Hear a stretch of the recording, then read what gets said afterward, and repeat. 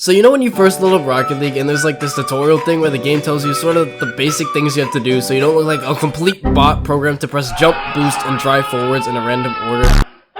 Well, the tutorial kinda sucks, and you go into the game knowing basically 3 buttons on your controller. And that's where I come in. There's actually a ton of hidden features in Rocket League that are just never revealed to you, and you might be missing out on a ton of insane content Rocket League has to offer that you otherwise might never have found out.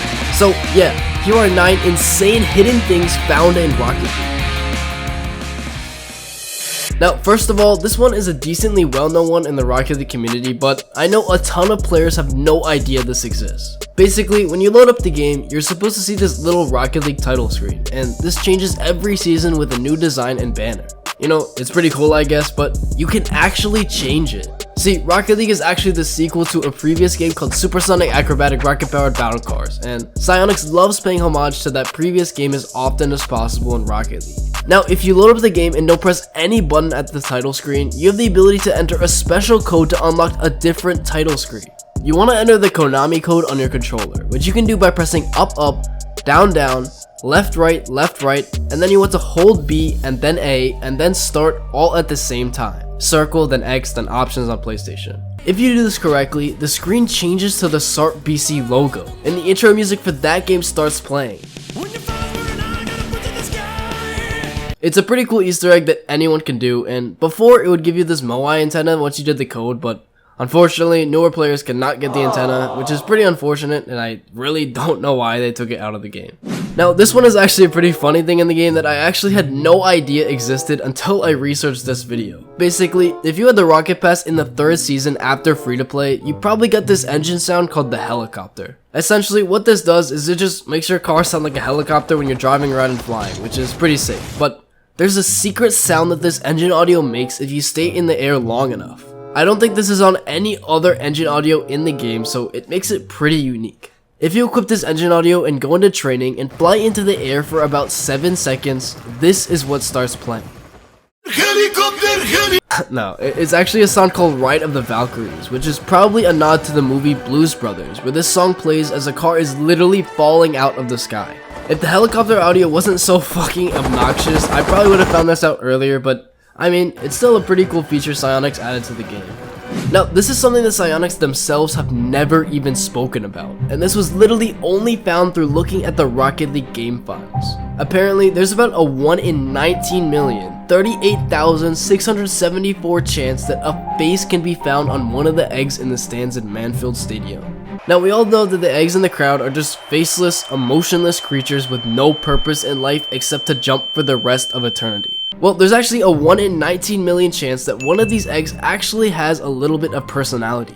Now, this has actually never been found in game, so this is one of the most rare things that you can possibly find in this game. We know for sure it's in the game because it's programmed into the Rocket League game files, and given that there's over 5 billion games played in Rocket League, there's probably a couple of game files that have this face saved in a replay somewhere. We also just have no idea what this face looks like, so no one really even knows what to look for. I would say it's kind of pointless to try and search for this, but if you're in Platinum, you probably have a higher chance to find this than actually ranking out of Platinum. This is one of the most interesting things found on this list. Hidden in the audio files for the map Urban Central, there's actually an announcer for the train station outside the map that says some weird stuff.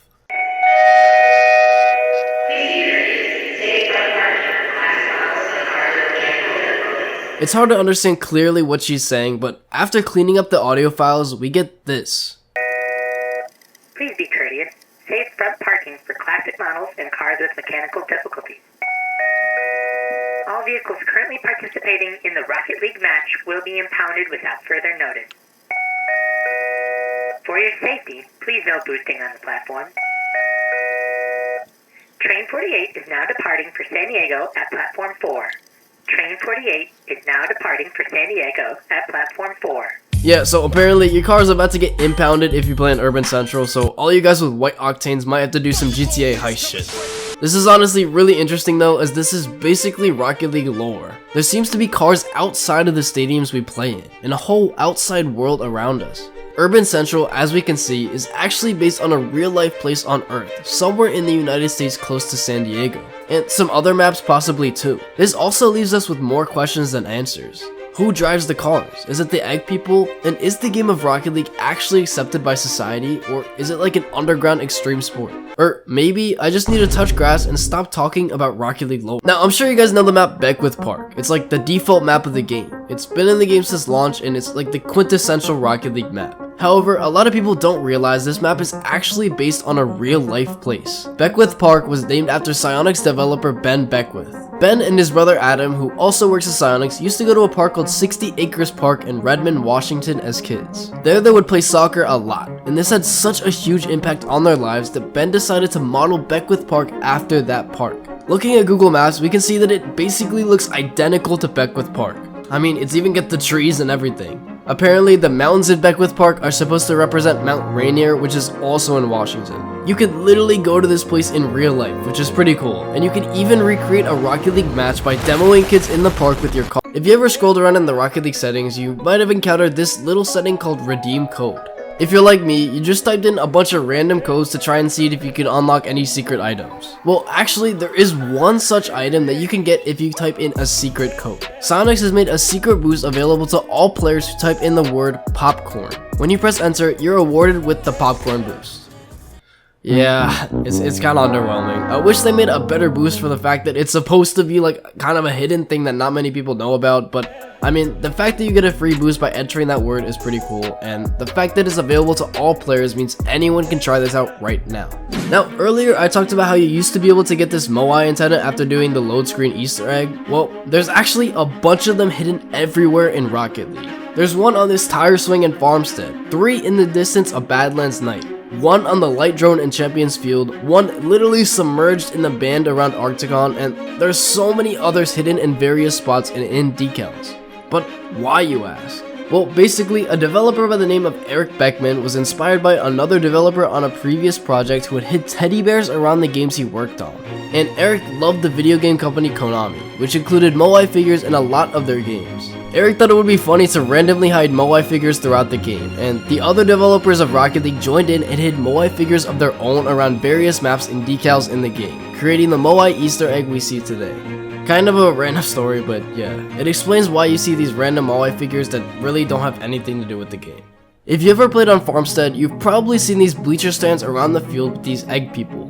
It kind of reminds me of high school American football games where everyone would come and watch their school team. Well, 2 eggs are actually missing from the stands, and hidden under the bleachers, we can see them getting it on. I mean, can you believe that these eggs are actually making out during the entire Rocket League match? Like, I'm not jealous or anything. I'm not. I've kissed a girl before. I have. It's a cool Easter egg, and it provides a little bit of extra insight into what these eggs actually get down with. Now, finally, I want to talk about some settings that not many people know about, but I think are pretty cool and useful. These aren't necessarily hidden, but I still think you guys should know about them because they can help your gameplay a lot. If you guys tend to get consistent lag or have network issues, go into your gameplay settings and change your input buffer to either STS or CSTS. You can test out which one works the best for you, and they should give you more consistent ping. You can like and dislike maps to get them more or less often by clicking on arenas when queuing up for a game. I do this to make sure I don't get these trash ass maps, but I'm not even sure if this actually does anything or if it's just placebo, but at least it makes me feel better. If you guys really love the in-game soundtrack but hate that it's only in the menu screen, you can go to your audio settings and check the boxes to play the soundtrack in training and in-game. Finally, if you want to basically have x-ray vision while playing, go into your interface settings and turn up the nameplate scale. This will allow you to see other players on the field so much easier, and it's kind of a hack if you struggle to spot players. Now, since you guys have made it to the end of the video, I'm going to tell you one more hidden thing that's located on the top of the mountain in Beckwith Park. Make sure to like and subscribe and join the Discord if you haven't already, because this is kind of crazy. Basically, if we go into the replay feature and travel all the way to the top of the mountain, we get this insane animation.